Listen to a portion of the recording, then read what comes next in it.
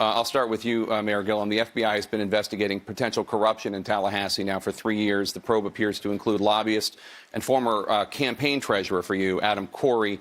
You've been trying to distance yourself from Corey, but you've been friends with him for more than a decade, and 2 trips you took together are part of the investigation. How can Floridians trust your judgment when someone under FBI investigation was part of your inner circle? Yeah, well, you know, we all have friends that sometimes let us down. And the truth is let me be very clear about what the record is.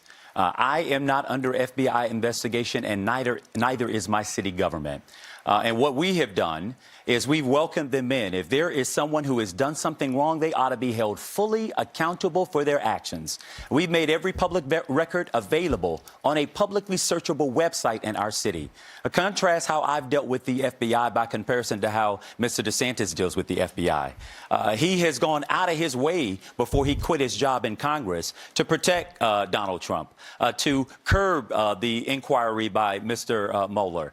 He has gone even so far as to suggest that deep state is at work to undermine the presidency. I mean, these are conspiracy theories, if you will. So if you take the way we've dealt with their investigation as opposed to how Mr. DeSantis has dealt with it, I'll take our example every single day of the week. The difference between Andrew and me is that when I dealt with the FBI as a prosecutor, I was working hand in hand with them to bring people to justice.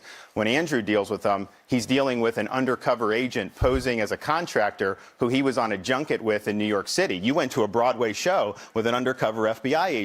You went to Costa Rica with these same lobbyists. And guess what happened? The lobbyists that wined and dined Andrew, they got a $2 million grant from the city government. So to me, corruption is when you're in a position of power, you're getting something you shouldn't have had. He shouldn't have gotten the Broadway tickets. He shouldn't have gotten the trip to Costa Rica. And then you give something to someone in return. He gave $2 million to those same lobbyists. So let me be very clear. First of all, I am a grown man. My wife and I take vacations, and we pay for our own vacations. I didn't get anything in life for free. I got it by working for it. So if the congressman is suggesting that because I have friends that I don't choose their professions, that somehow that makes me in some way less than ethical. Did you pay for Hamilton? Then he ought to check himself. Well, Andrew, Why? did you pay for the You trip? had your time. I will take mine. Because you won't answer the question. I will take mine. Right. The congressman himself accepted money. In fact, he left his job in Congress because he was under ethics investigation. Oh, he went, stayed in a home in Washington, D.C. as a kickback and left the Congress before that inquiry could be completed. Well, that's a lie. That is a fact, a truth. I say for 6 years I lived in my office in Washington. You know what I did when I got to Congress? I declined all the perks. I declined the pension. I declined the special health care subsidies. The first bill I passed stopped a pay increase for members of Congress. What he said is wrong. He's used the office to benefit himself. I put taxpayers first and gave up any perks because I think people are sick of that. But the question is, did you pay for the Hamilton ticket, or did the undercover FBI pay for the Hamilton ticket? Did you pay to stay in the villa in Costa Rica? Where are the receipts? You have not proven that you paid for anything, and that's the problem. So here's the direct answer.